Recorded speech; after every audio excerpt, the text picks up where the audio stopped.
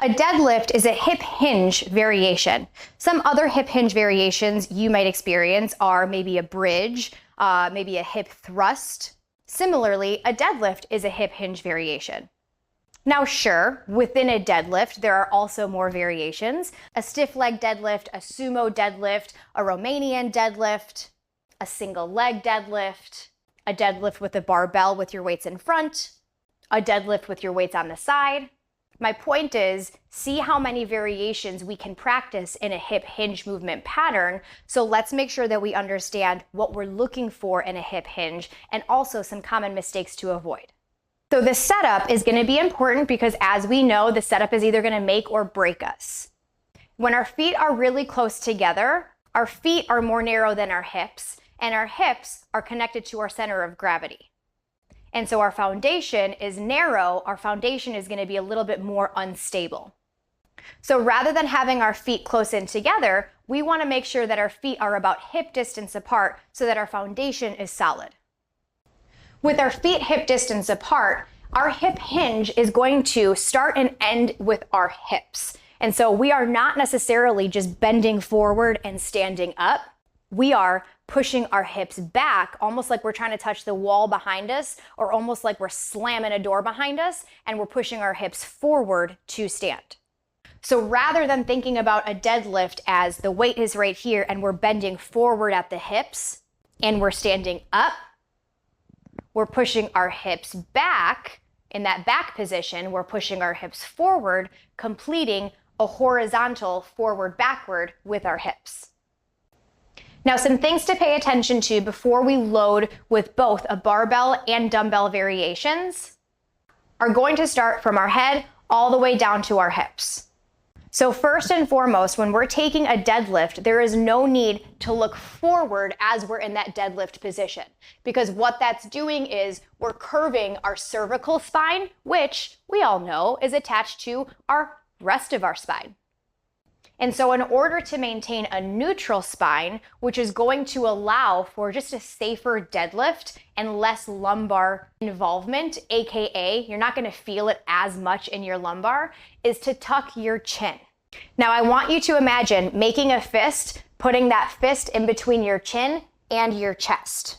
Remove your hand, and that's essentially what you're looking for. So when you're taking that deadlift, your neck is neutral, just like your spine. Now, another cue is our weight is going to be pulling us forward. So it makes sense that our upper body is rounding and our shoulders are rounding forward. We're going to be cognizant of that. We're going to fight against that. And so rather than letting our weight drive our shoulders forward, we are going to roll those shoulders back and we're going to brace the meat in between our shoulder blades. Already, if you practice this, it's almost a bit harder to just bend forward and stand up. It's almost like you have to push your hips back and push them forward to stand.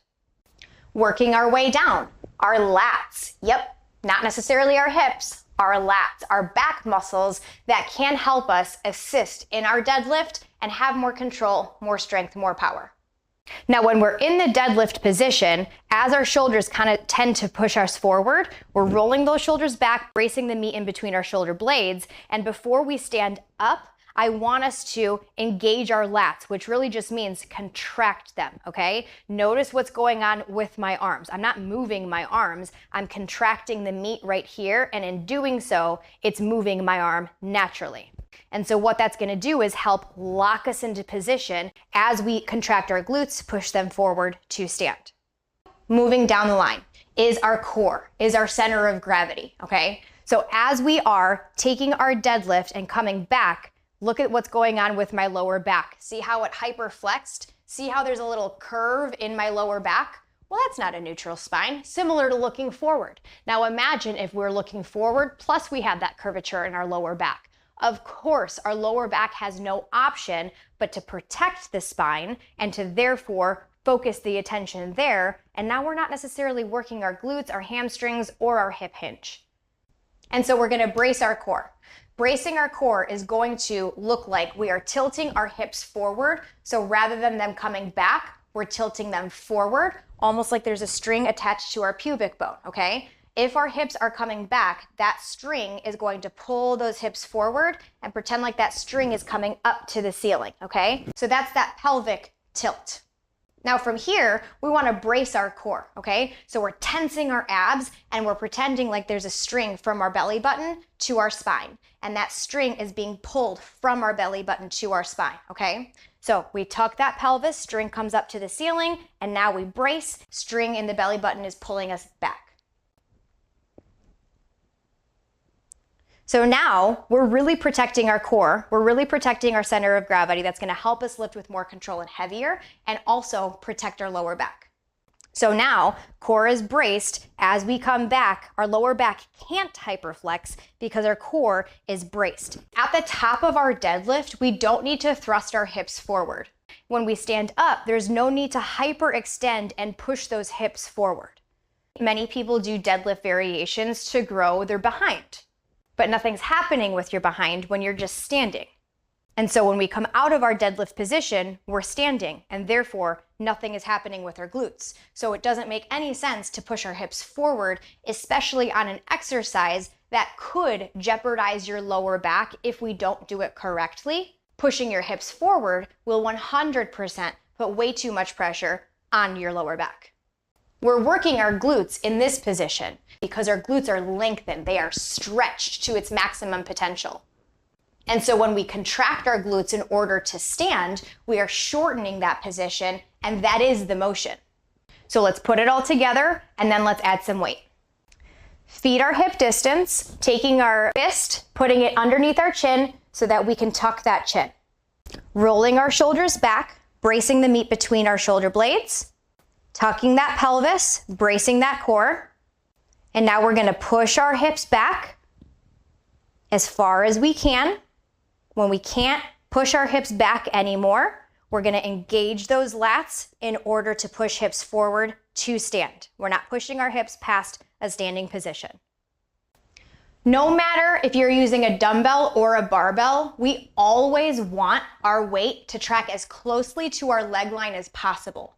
So what that means is if we are using 2 dumbbells and our dumbbells are oriented in front of us, we don't want our dumbbells far away from our legs, because the further away that weight is from your lower back, the more your lower back is working, the less your glutes are working. Instead, when we hinge with our weights close to, if not on, our leg line, this is the safest way to make sure that we're getting the most out of that movement while also reducing our risk of injury. Similarly, with a barbell, the closer that weight to your leg line, the safer that exercise is going to be, the more control you're going to have, and the better you're going to be able to focus on your form and technique while also reducing your risk of injury. So let's put all those cues together. Getting our foundation down first, feet are hip distance apart. Chin is tucked, shoulder blades are rolled back, meat between your shoulder blades is engaged. Pelvis tucks forward, core is braced, pushing our hips back, back, back, back. Weight is tracking along leg line. When you can't push your hips back anymore, we're engaging those lats, pushing those hips forward to stand, not pushing our hips forward at the top. One more time with a barbell. Feet are hip distance apart, our foundation is solid. We're tucking our chin, rolling our shoulders back, bracing the meat between our shoulder blades. Tucking our pelvis forward, bracing our core, pushing our hips back, allowing that bar to track along our leg line. When we can't push our hips back anymore, engaging our lats, pushing those hips forward, not pushing our hips forward at the top. And that's Deadlifts 101.